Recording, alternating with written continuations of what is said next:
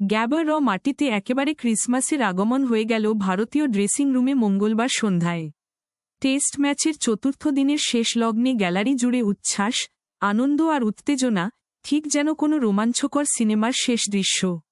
অক্ষয় দ্বীপের ব্যাতে ভেসে আসা ওই একটি বাউন্ডারি যেন মুক্তির আনন্দের সুর। ঠিক সেই মুহূর্তে উঠে দাঁড়ালেন ভারতীয় ড্রেসিং রুমের তিন মহারথী, কিংবদন্তি বিরাট কোহলি, ক্যাপ্টেন রোহিত শর্মা আর প্রধান কোচ গৌতম গম্ভীর। একসঙ্গে হাততালি, চিৎকার আর আনন্দোৎসব। দলকে বাঁচাল অক্ষয়দ্বীপ, পার্টি পপার।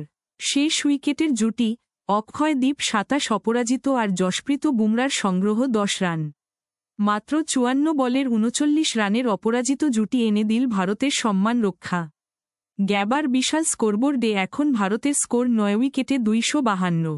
যদিও এখনও অস্ট্রেলিয়ার ৪৪৫ রান থেকে ১৯৩ রানে পিছিয়ে, তবুও ফলো অন রুখে দেওয়ার সাথে সাথেই ম্যাচটিকে প্রায় ড্রয়ের দিকেই নিয়ে গেল ভারতীয় দল।